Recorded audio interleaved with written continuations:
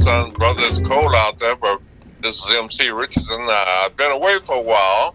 I think this is the first time we're attempting to broadcast, and I think we might just say 5 weeks ago when we did our last show, but I'm happy to be back. And the show is really dealing with a lot of people we lost here in Kansas City and around. But we got some special people we want to acknowledge for the remembrance situation that we normally do. We have Dr. Johnetta Labrie, a doctor I knew for a long time, or have known for a long time, passed away. I want to say hello to everybody out there in Ferguson, St. Louis, and Missouri, Kansas, and the people on the Ferguson USA Hot Talk Radio.com, and also on YouTube, Apple TV, Facebook, Smart Radio, iPhone, and all the other vehicles that we are very fortunate to listen to us. So hopefully we'll increase that. But I want to say about a young man I've known for a long time, passed away, and I can always remember Mr. Hank McDowell, because he had a favorite saying, which I use all the time: if it is to be, it's up to me.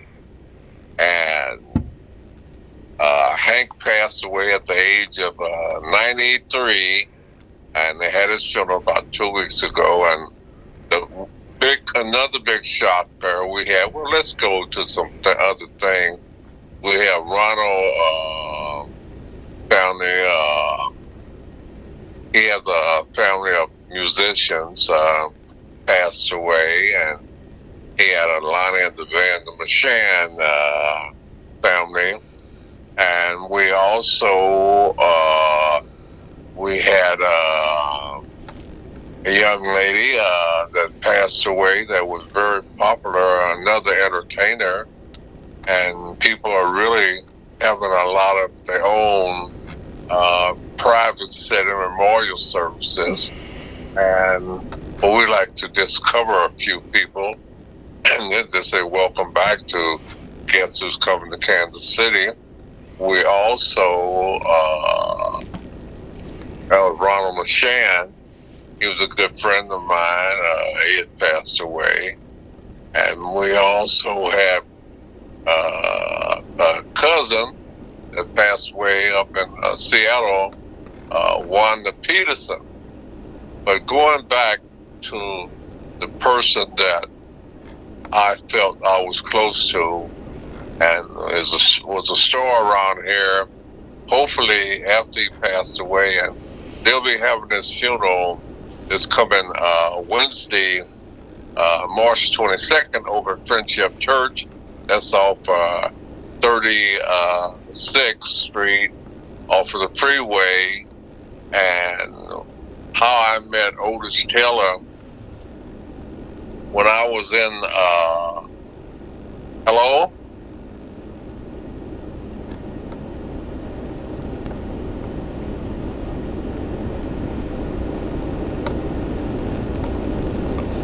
Still there, Mr. MC?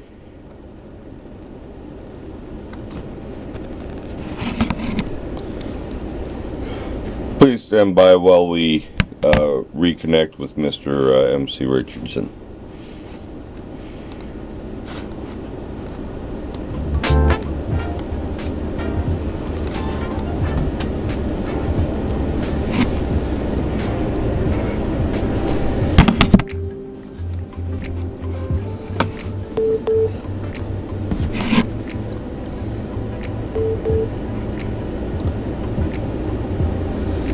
Yes, Mr.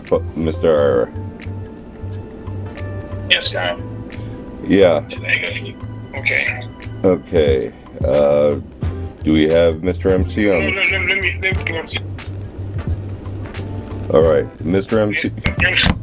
Oh, okay. Yeah, I guess that. Okay. Okay, we're back now. Stand by. I got music on. And okay. 5, 4, 3, 2, 1. Hello, Kansas City. We're back again, and so after being off the air for about 5 weeks, approximately 5 weeks, and I really miss you guys. Hopefully, you guys miss us. I'll kind of start over. We got a good show. We got a show, and we're really going to be covering a lot of the remembrance, such as Dr. Johnette Labrie. We also, we mentioned about a Mr. Hank McDowell. Hank passed away, and he had a saying I still use today called, "If it is to be, it's up to me." Where he guess what? Guess what? Guess what? Guess who coming to Kansas City?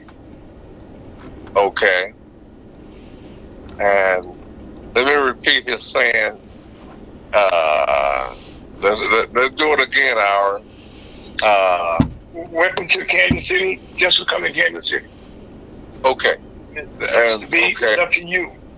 Yeah, he had a saying that if it is to be, it's up to me.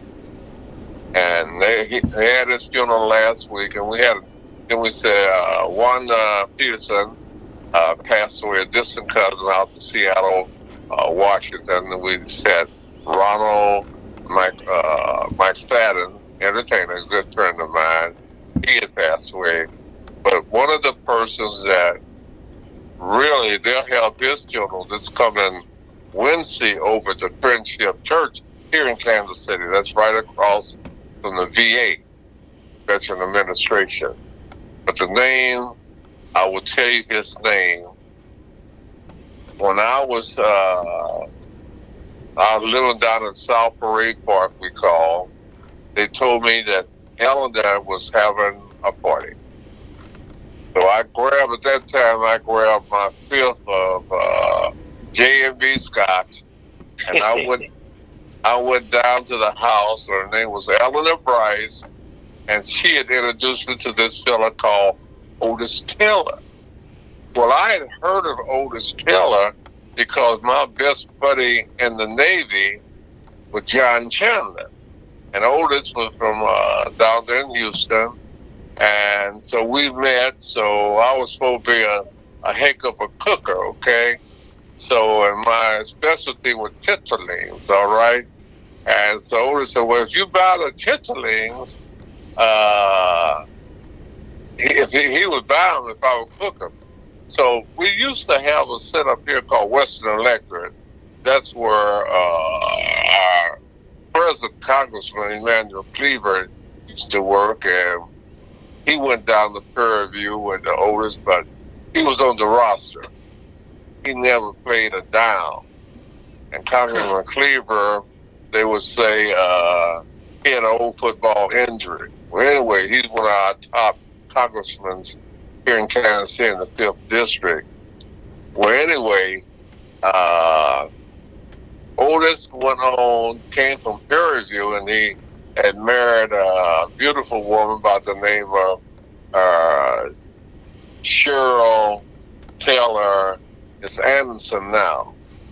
But he was a person that was a good friend when I used to hang with the chief. We used to have parties here in Kansas City in a place we call South Parade Park.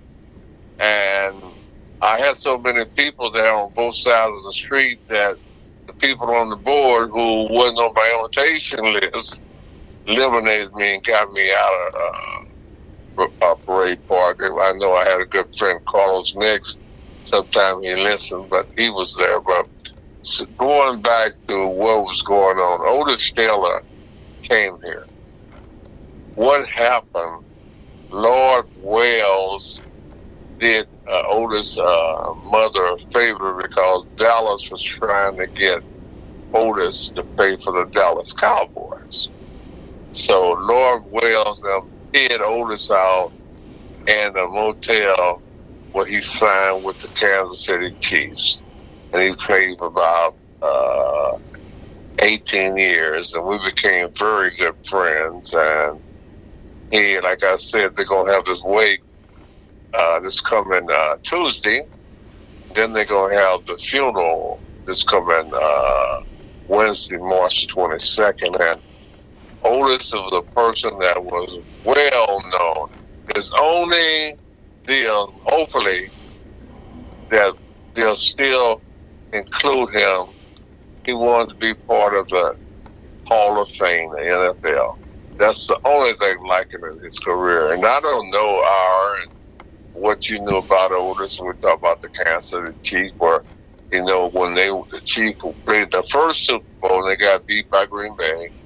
And then on the fourth Super Bowl, Otis caught that touchdown pass. It gave Kansas City the win. But he's so involved here, and he really, we were real close. And it's just, I'm going to miss him. And they tell me the Kansas City Call paper has his photo all over it that gives him his background. But he had a tremendous background. As far as playing football, baseball, basketball, and really was involved with the community. So he was all around him, wasn't he? Yes, he was.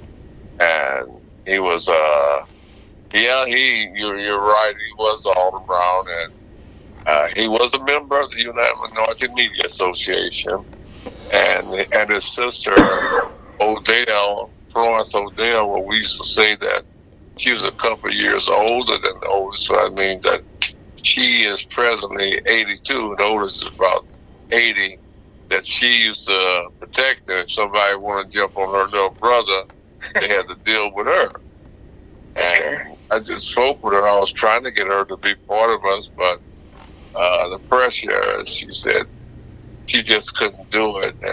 But anyway, I have a favorite saying, and you know it, you and Scott know what that saying is: the show must go on. So let's talk about St. Louis and things you heard, and we can just cover the show and just bring the people up to date what's going on. But I guess the biggest thing is that Otis Taylor died. Otis Taylor died at the age of 80. He was really out of it probably by the last 10 years. He was like, I don't know if I'm saying this word right, but he was like a vegetable. But he passed away, and he's going to go to the happy NFL Hall of Fame heaven. Well, see, one thing, okay, about Otis Taylor, okay, I think, history will reflect, during his career that he was a team player, okay. The Kansas City Chiefs team loved him, okay. And I think one of the things that I always noticed over the years, I've been a Chiefs fan, God, for many, many years. And then I will say this, okay, about Otis Taylor. And when he played all out, okay. And like I said, in those days, he was a fear receiver.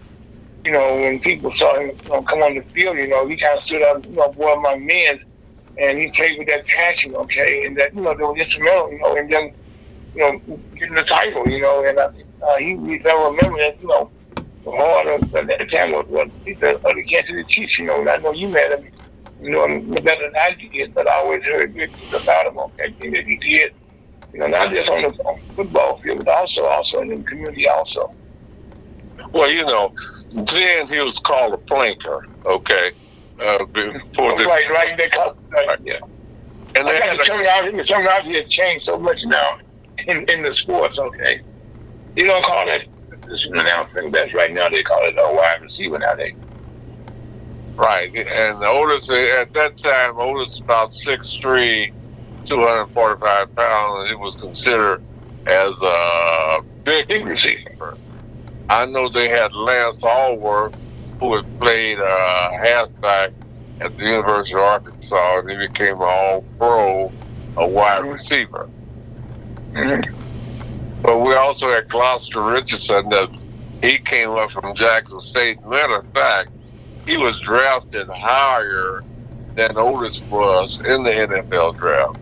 Otis came up behind Gloucester, and Gloucester was really had a name of his own because his brother, Willie Richardson, had played with the Baltimore Colts, and he started the Richardson regime. And Gloucester and our father said the same thing. They both from, Gloucester Richardson was from Mississippi, And our father at the same talk show, we said oh, we're relatives. And as a matter of fact, I had better treatment from the football players. That's Buck Buchanan, that's all of them, Willie Mitchell. We're talking about Emmett Thomas. We talk about Curtis McClinton. We talk, well, we knew Bobby Bell, but Bobby Bell was in a different world as a linebacker. But the people here in Kansas City and Ollie Gates, we started out by saying OT, OG, and MC. And we all just kind of ran together, although they had more money than I had. But they treated me, R and Scott, better than a lot of people I grew up with. Because at that time, Otis signed for, I think, a bonus of $16,000, and I was working for Lake City, and I made $5,000 a year, which I thought was big money. But we just, and we all used to hang together before the Kansas City Chiefs came here. They had the Kansas City Buffalo, was in our pro team, so they had all the women until the Chiefs hit town. And then matter of fact, I introduced Otis, we say, to Ollie Gates of the Gates barbecue industry. And we just used to hang out, and he'll be really missed. Once Why don't you tell me about Ollie Gates, okay? We'll let you write the name up, because right now people they hear the name Gates Barbecue, and he's done quite a bit of stuff in Kansas City. Tell me a bit about Ollie Gates, stuff that nobody else knows.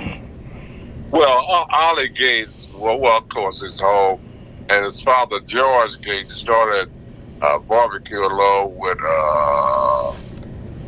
the barbecue place down on 17th Street.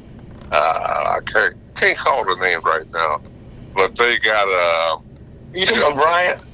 Yeah, Brian's barbecue. But Ollie Gates has been so instrumental. As a matter of fact, he went to Lincoln High School, where he graduated from. He also went to Lincoln University and Maryland Eastern Shore, the black college over there. He also had a major, he was a bricklayer. And he got very involved with the community and still involved. He has made so many changes here, prominent things here about Gates. And I used to use a saying that said, well, if you go in there in his place, he got 6 of them. He would say, "Hi, may I help you?" And what we used to do in the younger days, we would go get Brian's barbecue, because he gave more meat than Ollie did, and French fries, but we would go get Ollie's sauce. A lot of time when I was in even grade school, we would go in, at that time, 51 cents for barbecue, for French fries and barbecue sauce. 51 cents. Yeah, we would bypass the lunch they was preparing into college. I mean, it's high school, grade school. You just said something there. I gotta cut you off here, okay? Right now, I have to still agree that Brian Barbecue give you more meat, okay, than Mr. Gates does. Okay, and I met both of them, okay, but they both are good men and stuff, But the thing is that that's the side of Mr. Gates has done so much in Kansas City for the church community, for the black community, for the young people as a whole. You can truly say that his heart is in Kansas City. You're right. He has made, like when he was over on the park board, he's the chairman of it, and he did things that was never done before in Kansas City. And his family has been really deeply involved. If anything is to move, Ollie Gates was the one moving it. And a lot of people knew he he also world famous for his barbecue, and even for the Chiefs and everything.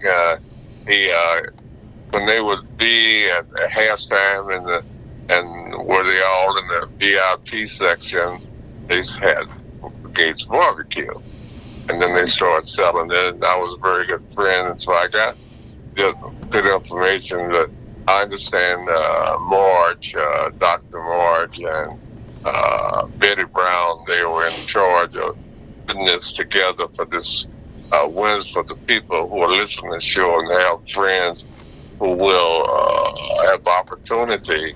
And his funeral will be at 11 p.m. this coming Wednesday over the Friendship Church, and they probably have a repast after that. But my understanding that he had so many titles on Prairie View. That's down in off of by Houston. That's one of the black colleges. And you got Texas Southern. Yeah, that's the HBCU down there. Right. I knew about that time about, well, you had Texas Southern, you had Prairie View. One of them was, I forget, the different colleges, even today, they stand for a specialty. And like if you want to go to be in like a masonry college, and most of the black colleges, they train the people to go right on the job and get into the skills. Whereas the other people, you have some Marchware School, I think down Texas Southern.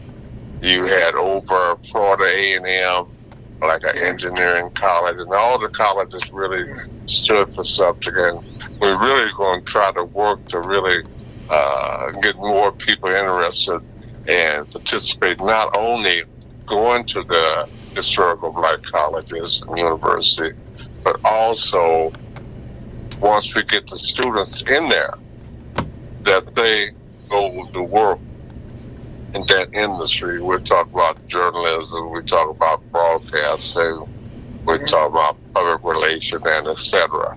It's just like insane. You know, MC, right now that you talk about the colleges, okay, here in the state of Missouri, the Literature and Commerce is instrumental, okay, trying to do something down in the state of Missouri. And we have a program we started dealing with broadband communication. And I will say that IBW, I met with them last year, and they're willing to take our students, okay, as apprentices in the broadband industry. And that's going to give us, again, on-the-job training, through a black college.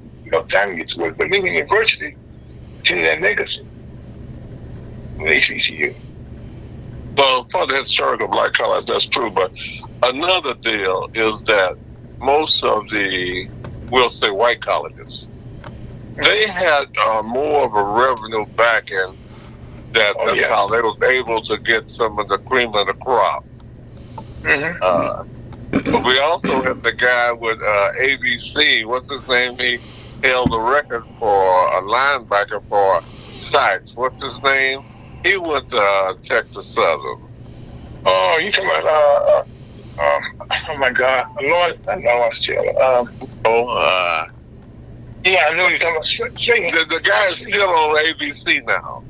Is Michael Strahan? Yeah, went to Texas Southern. And we had a lot of people that are really first are going to the black colleges, and a lot of them they send their kids to them. And I don't know, you got St. Louis up there. You got two. What are the two black colleges there? Well, we got we have Harrison College University now.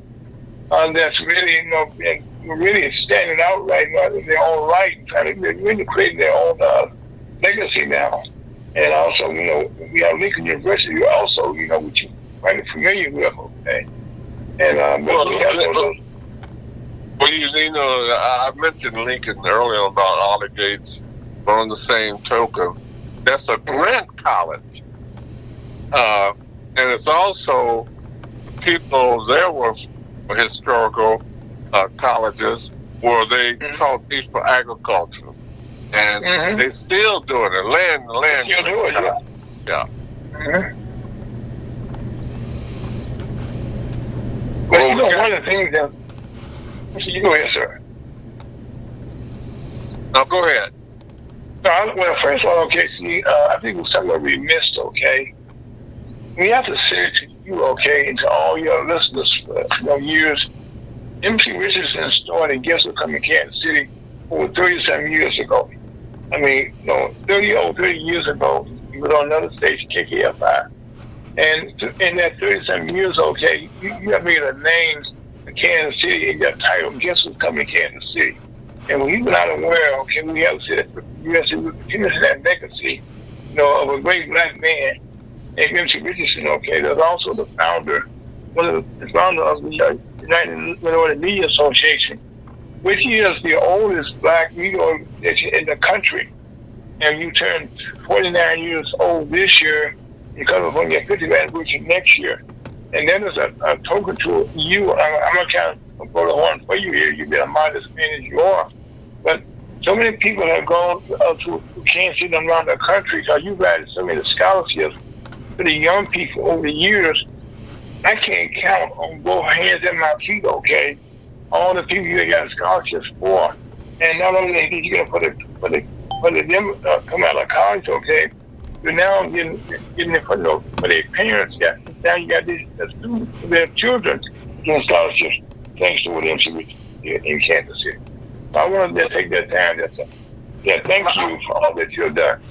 I appreciate it. Well, let's back up. Let's go back. Guess Who's Coming to Kansas City? If you remember, Guess Who's Coming to Dinner? Sidney Poitier, you had Catherine Hepburn, Spencer Tracy. Oh, yes. But that was original with Dean Russ, who was in the Johnson administration. Mm-hmm. Caucasian lady that her main person who became her husband was black. Mm-hmm. And so at that time, Dean Russ thought that Johnson was anti-black at that time, that if that word would have gotten out, he would have lost his job. But that's amazing how people write books, but that's where the movie came from. Guess Who's Coming to Dinner? So I changed. Okay, now, tell us a bit more about that. It was in the Johnson administration, okay? And during that time period, I'm sure he was a racist from Texas, okay? But part of his legacy, okay, well, he actually signed this civil rights bill for black folks. Well, yeah, that came to pass. But prior to that, they had a deal where people would buy, black folks would buy real estate. They wouldn't tell the history of real estate. Now they won't even mention that. But it was a deal that black folks couldn't buy certain real estate. But I know that's what you administration. Go ahead. I say even here in St. Louis, okay, there's a book that came out that if you can't get a copy of it, called it out, Mapping MAPPING Decline.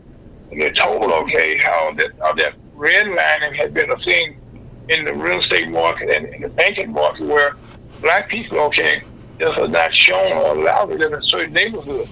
But there were covenants that was in place that said only white only in these neighborhoods. And that was going back in the 1940s, I think it was, okay, when there was some land sold here on Levy Avenue to a black man, but he couldn't tell nobody, okay, until he bought the house that it was black, okay. Well, and that's how they looked at that line. Well, just recently, with our president, we talked about Selma, the march on that. I was down there at a so-called get-together with Freedom Inc. in 1955. That's when black folks got the voting right in. And a lot of people took that for granted. That's one of the top issues now. Whether you have enough people to extend the invitation that everybody could vote. A lot of people just take voting for granted. Some people have education, degrees, and they don't even want to vote. Right.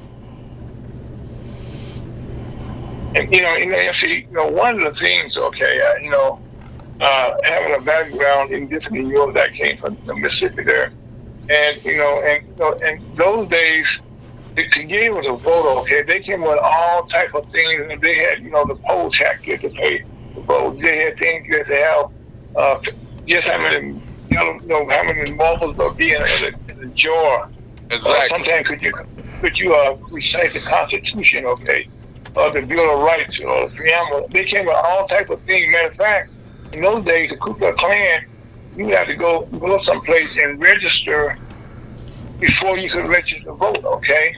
And what happened, the Ku Klux Klan would go around right before, you supposed to go over there and scare you out of your window with the hood on. I mean, so, and those things were just very factual, okay? And how everything, and and then there's the thing about, having your blood, how much blood you had, okay, before you could actually be able to vote, okay? You have black blood in you. In fact, not only was they against me, black people voting, but also, this also applied to women also. They fought almost 100 years to get their right to vote. Well, voting has been a very powerful thing. Right, that's around what they call the Jim Crow era. Right, yeah. Jim Crow is alive and well right now. Because right now, we fight for our votes now. They're trying now, MC, you being an educator, yourself, okay, with your family and all this, they're trying now to take all the history, and we're talking about right now the historical stuff. And they don't, and I said they, as the whites right now, do not want us, okay, to be having the rights, okay, for us to be able to vote. You know what I mean? And that's something that's been important to us since the beginning of time. They didn't want us to have the vote because now one vote, okay, can determine who runs the city. One vote can tell who could be the governor sometime, who could be the mayor, or who could be the county executive, or could be anything. You got to have that one vote, okay, and your vote is important. Well, you're so right, and since we're both here in Missouri, Missouri is a red state, okay, which we said the red belong to the Republican. We have the same thing down in Jeff City. We have not only state, we also have school boards and what have you. Our people don't even register or get out. They get brainwashed or they set it up just like Emmanuel Cleaver. They every 10 years the census change the geographical areas what the people can vote from, but he was state. But fortunately, the young lady that from Kansas won because they changed the boundaries, and they did that because the people are just like in Missouri and other part. It's the Secretary of the state that really runs all the vote opportunities. Mm-hmm. MC, the Secretary of State is a position. See, another problem that we have as blacks, okay, and I've been in this office for many years, people do not understand what each office stands for. I used to do a show here on city called KTZ every Sunday morning. I would have the state reps on, I would have the state senators on, I would have the congressmen on, people like that. And we found out that every person did not know what the job was of the committeeman. They didn't have any idea what the job was of the alderman. They didn't know what the state rep had to do, what the senator had to do. Either state reps, either the court of deeds and all those jobs, okay, that what they were responsible for. These are one person responsible for all of that. And that's why you mentioned the attorney, state attorney general. He's the one that's over all the election boards that they have. He's the one that makes sure all the voting machines operate properly. And these are the things, okay, that we as blacks, okay, do not have no interest in. I mean, they think that, having music and all that stuff, all the industry they're into is governed by politics. All the rules in this whole country, no matter what business that you're in, what industry you're in, is governed by something political. And those are the things that we do that you want to have any or give any attention to. And I know you've been involved, in elections for many years. I remember I met a good friend of yours, who ran for, and he was probably the last person to run statewide for the governor of Missouri. You remember him? I'm quite sure. But he was a congressman there, and when he was working with him getting the votes out, and he gave up his congressional seat to run for governor, and unfortunately, he wasn't even close. Well, that's true. We have never had a black person, and they changed the name to African American, to win a statewide seat in politics. And how I got involved, my mother, every time they had an election, she would be out there passing ballot. Hell, I didn't know what politics was, but she was out there doing then because, she was born in Louisville, Mississippi, and she wanted to be a teacher, but she was out there in the politics, and she had us at now where every election we got a few dollars for help pass out ballots. She was in the politics then, but I didn't know how important it was. Oh yeah, well, it's like I say, the people that's been around, and that's the whole thing. And see, we as a people didn't understand, nor we taught, the value on election day. I don't care if you're a billionaire, a millionaire, white, black, Indian, or whatever you want to be. On that day, we all are one. We have the same power as anybody else. Your vote is the same vote. And vote one person will count the same way. No matter who you are, you go there in the booth to vote. Put a lever, catch that ballot, how you want to do it. Your vote is like everybody else. It's counted the same way. You have equal power that day. Well, let's go back to the person that ran St. Louis from the black perspective, Congressman Clay. Yeah, William L. Clay. Right. Senior. He reminded me, he looked like Richard Pryor to me. But he ran St. Louis for years. Yes. And we he ran St. Louis, what the congressman did, he had an organization of skills. He brought the unions in. He brought the churches in. Most of all them, he brought the females in, the mothers, the aunties, the sisters, and he had them all instrumental in everything that he did. And that's the thing that in St. Louis politics, like all politics, the female, the woman, is the one that does most of the work. And he's a nice looking young man, in his day. And he was very instrumental, in getting women elected to all state offices back in those days. I mean, the late Gwen Giles was a state senator. The late Billy Boykin, was the state representative. They all got those positions, When we got being on the same ticket, they got Congressman Clay elected. And I will say, MC, that his son came behind him, and he was elected for over these 10 terms, and according to him, a black female actually beat him out, Cori Bush. She just won re-election this past year. So so the black female is very powerful. And fortunately for you guys in Kansas City, I was a gentleman that Reverend Cleaver, that he's doing a job, but most of the people in the city there, the women are the ones out there knocking on the door. Well, the kids out of bed, you got to knock on the door. Well, that's true for the United States, that we have more women, particularly black, hold office.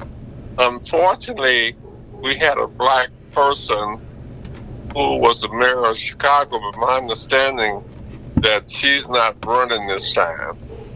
No, no, matter of fact, Miss Lightfoot lost in the primary. And you see, it was said before the election that you had a lot of powerful black and rich blacks that were running against her. And they put a lot of blacks in the race. And it was said that it wasn't about Miss Lightfoot, it was about a black being the mayor of Chicago. And they said, okay, if she lost, that would be the last time for some time that a white man would probably be the next mayor of Chicago. And so now they got probably not one of the most powerful men in Chicago running now against another white gentleman, okay? But they have similar same issues. But previously he had been registered as a Republican. And so to get into power, okay, he switched over now and went as a Democrat. Because in Chicago, that's a Democratic stronghold for many years. You know that already. You're right. You're right. Chicago was. I forget the guy. Was so. Dillon. Okay. Mayor Dillon. And his son came on. Yeah, well, that's true too. Yeah. But by the way, we got to do this. Okay. Listen to Ferguson USA HotAudio.com on a beautiful March 18th. 2023, and also we have to have our engineer and our general manager, Scott in Scott right now. I want you to know that you married to a beautiful woman, okay? That's right now coming up on her degree. Tell us a little bit about that, Scott, if you don't mind. Well, my wife is finishing her journey through the master's degree for art therapy, and she's planning on working with veterans with PTS and similar maladies there. Yeah. And right now she's in the home stretch. And so, again, another powerful woman about to come into our community, okay? And so that's what Scott, we are proud of her, okay? We thank you for the privilege of being on the station, taking no time on this series like myself. But MC is the type of man, okay, that has been so good to so many people. And we missed you so much, MC, while you were away. And I'm not going to lie, the Super Bowl wasn't the same without you, okay? On the air, talking about what was going on, okay? And when you were missed, okay, so we had to do a show with you, about you. We had Cheyenne come on one time. We had also the young man at the back pick up there. I want to also try to fill in the yap, okay? But it wasn't MC Richardson, like it was like we're doing right now. The history, which you know about Kansas City, the places, the things that are done. It's all the things, okay, that make Kansas City. And you also much. In fact, you elected us at one time as one of the top 100 people in Kansas City in the community. Am I right, sir? Right. But, I got a call today from an old friend of ours, Gail. Gail. Oh, okay. How's she doing? And she still works for the VA, and we're going to do some things here of opportunity. See, what happened by me being a veteran and a lot of other veterans, that we don't take advantage of the opportunities that are out there. We have to wait till somebody help us, but we go there, we go to the services, service connected or whatever, but there's a lot of benefits, like the 5 weeks that I was off the air. I was in the Veterans Administration hospital. Then I went to those rehab places where I really don't like none of them, but they have no choice. And so, but now they rebuilt your body. You rebuilt your body. Yeah, you're right. But one thing about it, you did eat 3 meals a day, whether it was sick or not. Hey, Aaron Scott. Yes, sir. I took my own Frank hot sauce to the place. There you go. Yeah. But you know what I'm gonna say? One of the things that I remember one time years ago, one friend of mine, one of my proteges, John Cohen, who ran the 100 Black Men for many years in St. Louis, by one of some of the students by my office one day, and he said, hold on. You know, a real black man, he got a bottle of hot sauce in his office, okay? So I had a hot bottle of my hot sauce. Then you get your food, okay? The hot sauce is one of the things that makes it taste right. Oh yeah. You can't go nowhere. The people want their hot sauce. They got just about every culture got their own brand of hot sauce. I know Cholula is mine.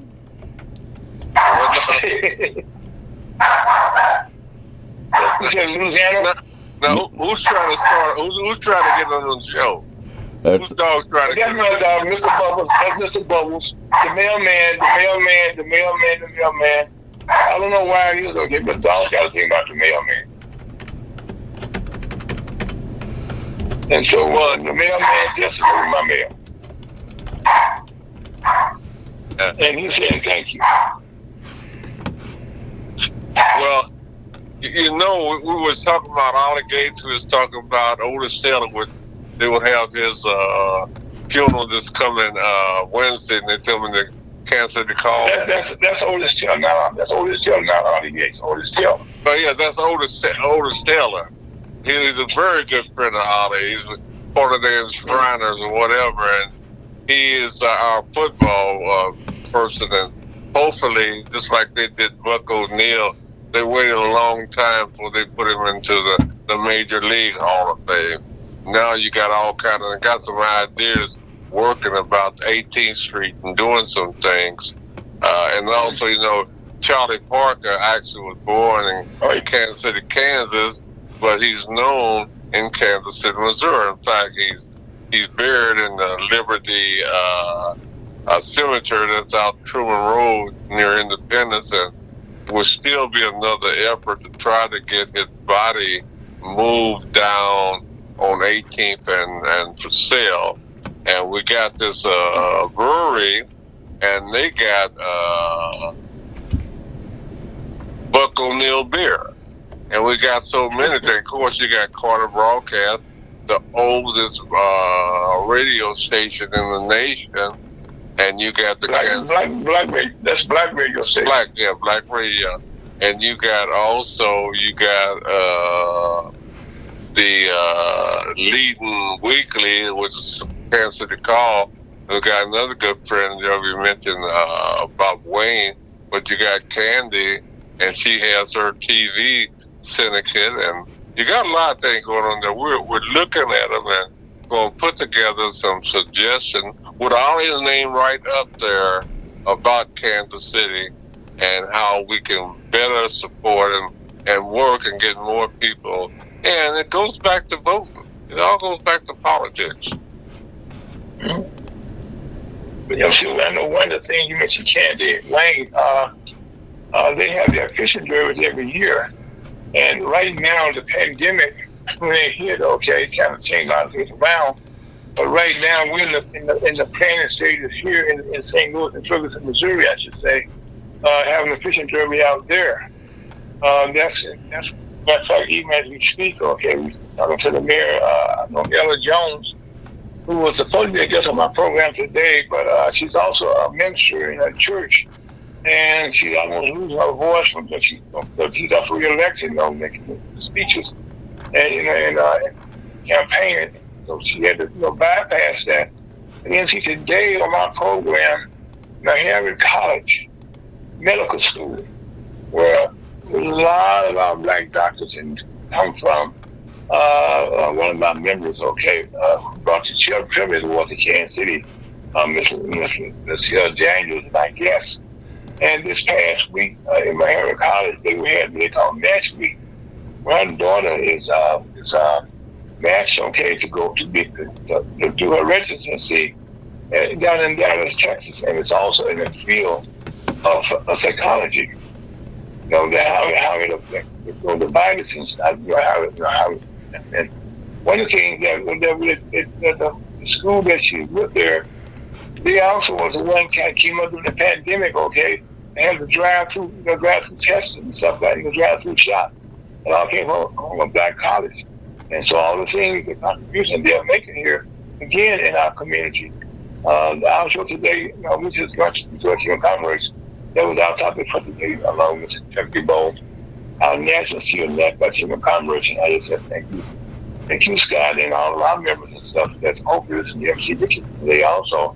We all, one thing we say, we all got what you got as a team and a family, make each one of us better and stronger. Well, you spoke about Harold. That's right there in Nashville, right next door to Fisk College. They had a saying that the women went to Fisk College in order to get them a black doctor. I've been to both of them. I got tired of climbing all them steps over at Fisk University, but you got my hair very modern. In fact, the city of Nashville, that hosts a lot of black educational deals, such as Tennessee State, and you name it. But a lot of people, Roots, who talked about the historical black colleges and university, but we got to get our people. First, we got to get our people educated. Period, and that starts at home. Whereas if people, the parents or whatever, if they in the education field, they bring their kids up in that, because that's who will the one that started talking about babysitting. It's in the home of the people who, and a lot of them used to use the schools as a way to get out of the sight of their kids during summertime. That's their own babysitting operation. Mm-hmm. Well, right now, MC, our community as a whole, we need to, work with, getting our kids, teach them at home more so than ever before. But there's a fight right now for the minds of our children right now. I don't care if you're black or you're white, okay? There's a fight right now for your child's mind. To tell them, okay, what you see is not true. And what you hear is not true. And don't believe what you see. Believe what somebody tells you. And that's why I say it's so important now, okay, that all of our adults, okay, we should be all we can now, okay. Make sure that we understand and teach our kids at home the basics now. There was a time that you go to school and they would teach you basic things. But those days are now gone. So now it's the parents' job, the grandparents' job, the great-grandparents, the uncles, the godmothers, all those people. Teach our young people, okay, what the rules of the laws are. And that's so important. And that's kind of missing right now in our school system. There was a time that came to, like you and I came up, and all you, Scott, they taught you, the basics. But nowadays, those things are no longer true. So that means we got to work harder as a people. Not just white, not just black. This affects everyone. Yep. Everyone. So I pray, and urge you, teach your kids, right and wrong. Okay, teach them, how to speak properly. And we talked about this a couple of years ago on the show. Now they have computers now that they're taking away your ability to think. Most times you go to college and see, you have to write a paper of some sort to get to the next grade. You got to write some type of paper, okay? They got a system now on the computer, okay, that actually take over writing the paper for you. I mean, and you just get your thoughts to it. It writes the whole thing for you. And that's not helping you personally, okay? When I came along, they didn't want us to use calculators, in school. Schools were drafted. They didn't want us to have a calculator. They want us to learn how to use that our own selves. Right now, you go to any school down, calculators and computers, okay, are the ones that are doing the teaching for you, in some cases. And they're giving them programs, like we were small kids, and we watched the comic books that had Superman, everybody walked around in the same uniform or costume. We all laughed about that. But today, right now, okay, as we walk around, we all got uniforms on right now. You're basketball, whatever, football, we all have walk around with uniforms on of some sort. And that's not a good thing. That's not a good thing. And so we got to teach our kids to have some type of a personality which comes from their family. as to who you have your own identity. Mr. Ira, I just need to remind you all that it's 5:55. Yeah, okay, there's 5:55, and there's 3 files on the board right now. Okay, as Scott make us aware, well, we have been doing it for at least this show for 5 weeks, where we go get started back to that. But I was apologized that I was supposed to make a speech when Alex Harris died. Though he's off at the construction. We talked about Holly Gates. We talked about Otis Taylor, who they have his home going this coming Wednesday, and the people can pick up or go online. Most of the call papers on the black paper, newspaper periods, you can go online and get them, or you get your subscription. But in order for us to, we have to start teaching our kids and get them to read it right. Like I have a little 2-year-old great grandson.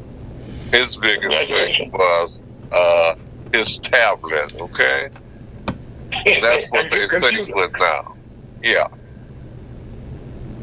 Well, see, I can't. But right now, my first great grandson turned 9 years old yesterday, and he was most excited. Okay, that he has some type of gaming computer that he has now. Not a computer, a gaming computer. Okay. He already got a computer. He had to have a gaming computer. I mean, so right now, they're becoming more reliant there, okay, on computers to run their entire lives. Yeah. And so that's why we got to work harder, okay? I talked to him yesterday and started teaching him stuff, okay? Who I am, what I have done, and what his father has done, and what we expected out of him. His grandfather is a lawyer with a company here in St. Louis called Brown and Cook, which is #1 law firm in St. Louis area now. And we got to teach him about those type of things, okay? Who are his his people, what his blood is. And not just some other what the computer said. Computers got great, so don't get me wrong. I mean, anybody got Google someplace in their life. I use it all the time myself, I ain't lie to you. It's good, but we still got to be able to understand that. We control the computer don't control us. Well, that's true. And then once again, like Scott reminded us that our time is about over. But on the same token, you might tell the people what's going on, and hopefully if they got ideas or something, they want to be part of our show. How should they do that, Ira? Well, then, MC Richardson, okay. His number is 816-822-8866. Am I right, MC? That is correct. And then it's been there for a long time.